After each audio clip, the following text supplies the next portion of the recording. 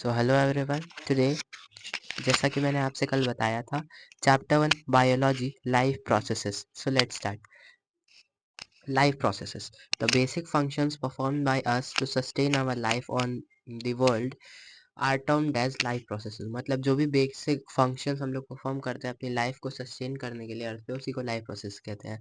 Life processes हमारे 4 types के होते हैं nutrition respiration transportation excretion. Nutrition क्या होता है the process of intaking of food and converting into energy is known as nutrition मतलब ऐसा प्रोसेस जिसमें हम लोग फूड खाते हैं और उसको एनर्जी में कन्वर्ट करते हैं उसको न्यूट्रिशन बोलते हैं। ऑटोट्रॉपिक इसके भी दो टाइप्स होते हैं ऑटोट्रॉपिक हेटरोट्रॉपिक। ऑटोट्रॉपिक में भी दो टाइप्स आते हैं फोटोट्रॉपिक कीमोट्रॉपिक। ऑटोट्रॉपिक क्या होते हैं organism that prepare their own food by using sunlight and chemicals, ये होता है ऑटोट्रॉपिक न्यूट्रिशन। फोटोट्रॉपिक क्या होता है ऑर्गेनिज्म जो कि सनलाइट का यूज करके फूड प्रिपेयर करते हैं जैसे कि ग्रीन प्लांट्स। कीमोटोट्रॉपिक का मतलब ऑर्गेनिज्म जो प्रिपेयर करते हैं फूड केमिकल्स का यूज करके जैसे पर्पल सल्फर बैक्टीरिया। अब दूसरा हमारे पास heterotrophic organism that do not prepare their own food they depend on any other organism for food मतलब ऐसे ऑर्गेनिज्म जो दूसरे ऑर्गेनिज्म पे डिपेंड होते हैं फूड के लिए उनको बोलते हैं हम लोग हेटरोट्रॉपिक। और हेटरोट्रॉपिक के भी 3 सब टॉपिक्स होते हैं होलोजोइक सैप्रोफिटिक और पैरासिटिक। होलोजोइक क्या होते हैं the organism who feed solid foods मतलब जो ऑर्गेनिज्म जो सॉलिड फूड खाते हैं जैसे कि ह्यूमन।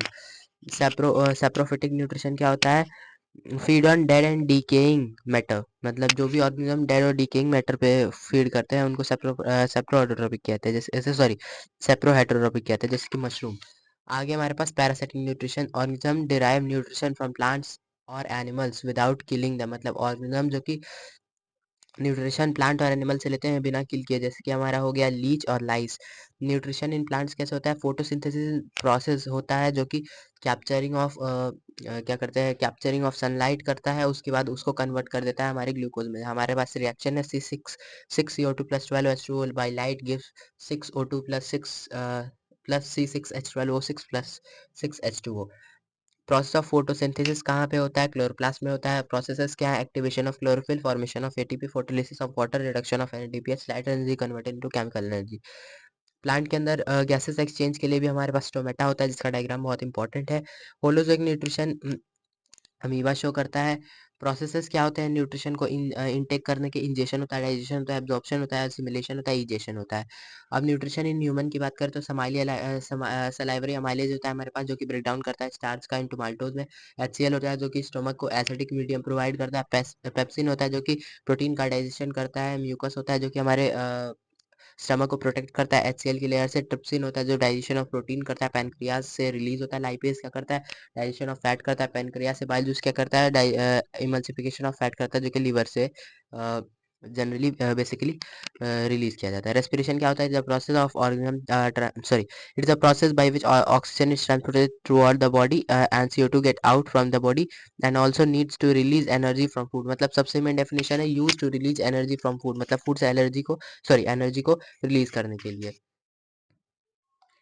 आगे इसके टाइप्स होते हैं aerobic and anaerobic respiration. Aerobic respiration break down of glucose in presence of oxygen होता है जो कि एरोबिक रेस्पिरेशन होता है। इसका एक टेबल दिया हुआ है जैसे कि ग्लूकोज साइटोप्लाज्म में कन्वर्ट होता है पायरोवेट में। अगर पायरोवेट को नहीं ऑक्सीजन मिलेगा तो इथेनॉल और कार्बन डाइऑक्साइड एनर्जी में कन्वर्ट हो जाएगा।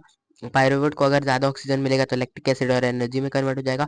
और अगर ऑक्सीजन मिलेगा तो कार्बन डाइऑक्साइड वाटर एनर्जी में कन्वर्ट हो जाएगा।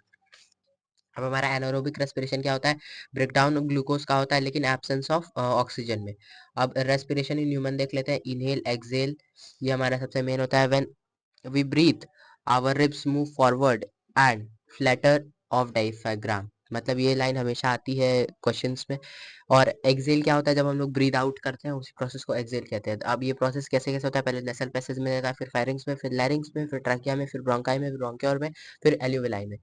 एल्यूविलाई क्या होता है जो कि एक लंग्स के अंदर एक पार्ट प्रेजेंट होता है जो कि अटैच होता है हमारे नर्व से जो कि ट्रांसपोर्टेशन ऑफ CO2 और O2 करता है। ट्रांसपोर्टेशन अगर आगे का हमारा टॉपिक है it involves the movement of substance from one place to another in plants and animals. जो बेस्ट एग्जांपल है ह्यूमन में हार्ट का स्ट्रक्चर बहुत ज़्यादा इंपॉर्टेंट है। अब डीऑक्सीजनेटेड ब्लड का पाथ क्या होता है राइट एट्रियम से राइट वेंट्रिकल में फिर पल्मोनरी आर्टरीज में फिर लंग्स में। ऑक्सीजनेटेड ब्लड का पाथ क्या होता है लंग से पल्मोनरी आर्टरीज में फिर लंग्स लेफ्ट एट्रियम में फिर लेफ्ट वेंट्रिकल में फिर आयोटा फिर बॉडी में। लार्जेस्ट वेन हमारे बॉडी की है वेना कैवा। लार्जेस्ट आर्टरी है आयोटा। आर्टरीज क्या होती है जो कि ब्लड को अवे ले जाती है हार्ट से, और वेन्स क्या होती है जो ब्लड के तरफ ले आती हैं। लेकिन इसका भी एक वो है, क्या बोलते हैं उसको, एक्सेप्शन है। जैसे पल्मोनरी आर्टरी जो हमारा डीऑक्सीजनेटेड ब्लड कैरी करते हैं, पल्मोनरी वेन हमारा ऑक्सीजनेटेड ब्लड कैरी करती है। कैपिलरीज क्या होती है, छोटी ब्लड वेसल्स होती है जो कि कनेक्ट आर्टरी और वेन को करती हैं। ब्लड प्लेटलेट्स क्या होती हैं, it helps in blood clotting, ये ब्लड क्लॉटिंग में हेल्प करती है अगर कोई इंजरी होती है। प्लाज्मा क्या होती है, ये सब्सटेंस होता है जो कि 19% वाटर से बना होता है और 10% ऑर्गेनिक सब्सटेंस से। और लिम्फ क्या होता है, ये वाइट फ्लूइड होता है, क्लियर वाइट फ्लूइड होता है जो कि लिम्फेटिक सिस्टम हमारी बॉडी रिलीज करती है, जो कि वाइट ब्लड सेल से बना होता है। अब प्लांट्स में क्या होते हैं, ट्रांसपोर्टेशन के लिए दो टिश्यूज होते हैं, जाइलम और फ्लोएम, हमने 9th में पढ़ रखा था। जाइलम क्या होता है, ट्रांसपोर्टेशन ऑफ वाटर करता है, फ्लोएम क्या करता है, ट्रांसपोर्टेशन ऑफ फूड करता है। एक्सक्रीशन क्या होता है, अब आगे लास्ट टॉपिक है एक्सक्रीशन, प्रोसेस जिसमें हम लोग वेस्ट प्रोडक्ट को अपनी बॉडी से बाहर कर देते हैं, उसी प्रोसेस को हम लोग एक्सक्रीशन कहते हैं। एक्सक्रीशन इन ह्यूमन बीइंग किससे होता है, किडनी से होता है। किडनी में यूरिन फॉर्मेशन होता है। यूरिन फॉर्मेशन किसकी हेल्प से होता है, किडनी की जो यूनिट होती है उसको नेफ्रॉन बोलते हैं। नेफ्रॉन के बारे में पढ़ लेते हैं अब हम लोग थोड़ा सा। नेफ्रॉन क्या होता है, functional and structural unit of kidney होता है। फिल्टर द ब्लड, वो ब्लड को फिल्टर करता है और स्टोर करता है वेस्ट अपने अंदर कलेक्टिंग डक्ट में। एक्सक्रीशन प्लांट कैसे होता है, ऑक्सीजन और कार्बन डाइऑक्साइड डिफ्यूजन के थ्रू स्टोमेटा से बाहर चले जाते हैं, लेकिन एक्सक्रीशन ऑफ वाटर जो होता है वो भी स्टोमेटा के थ्रू ट्रांसपीरेशन प्रोसेस से होता है। जो प्लांट्स होते हैं वो डिटैच कर देते हैं अपने ओल्ड लीव्स और ब्रांचेस को, इसको भी प्रोसेस एक्सक्रीशन में ही लेंगे। और कुछ सब्सटेंस ऐसे होते हैं जो कि प्लांट्स सॉइल के अंदर रिमूव कर देते हैं, उसको हम लोग अ, उसको भी हम लोग एक्सक्रीशन इन प्लांट्स के अंडर में लेंगे। अब हमारे पास एक most most most important topic है जो कि है digestion. It is the process by which nutrition are produced from food by the help of many parts of body. ये ऐसा प्रोसेस होता है जिसमें हम लोग क्या करते हैं, फूड को हर बॉडी पार्ट्स में ट्रांसपोर्ट करते हैं और उसका ब्रेक डाउन होता है, उसी को डाइजेशन कहते हैं। सबसे पहला प्रोसेस होता है इंजेशन मतलब खाना, डाइजेशन मतलब उसको डाइजेस्ट करना, एब्जॉर्प्शन मतलब उसका एब्जॉर्प्शन होना, एसिमिलेशन मतलब उसका ट्रांसफर होना एक पार्ट से दूसरे पार्ट, और इजेशन मतलब अनवांटेड पार्ट का रिलीज हो जाना। इसके लिए हमारे पास एक स्ट्रक्चर भी है, मैं अभी आपको स्ट्रक्चर दिखा दूंगा। अमाइलेज क्या होता है, कार्बोहाइड्रेट्स का ब्रेकडाउन में हेल्प करता है। ट्रिप्सिन क्या, प्रोटीन का। लाइपेज फैट का। बाइल जूस भी इमल्सिफिकेशन ऑफ फैट करता है। तो अब मैं आपको सारे इंपॉर्टेंट स्ट्रक्चर्स दिखा देता हूँ इस चैप्टर के। ये रहा हमारा सबसे मेन डाइजेशन के प्रोसेस का स्ट्रक्चर। ये रहा सिंपलेस्ट स्ट्रक्चर ऑफ नेफ्रॉन। ऐसा स्ट्रक्चर आप लोगों को बहुत कम लोग बता सकते हैं, ये बहुत सिंपल स्ट्रक्चर है नेफ्रॉन का।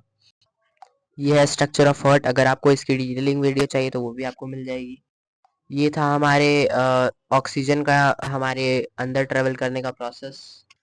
ये स्ट्रक्चर है स्टोमेटा का, ये स्ट्रक्चर है अमीबा का, जो कि दोनों बहुत ज़्यादा इंपॉर्टेंट है। ये स्ट्रक्चर है हमारा क्लोरोप्लास्ट का। तो ये थे हमारे कुछ इंपॉर्टेंट स्ट्रक्चर। ये चैप्टर हमारा पूरा पूरा सिर्फ और सिर्फ 8 मिनट्स के अंदर कवर हो गया है। अगर आपको इस चैप्टर से कोई भी डाउट है, आप क्वेश्चन कर सकते हैं हमें कमेंट में, हम आपको उसका आंसर देंगे। और please support us, it's our new channel, और इस पे अभी ज़्यादा व्यूज़ और लाइक्स और सब्सक्राइब्स नहीं आ रहे हैं, तो प्लीज़ सपोर्ट अस।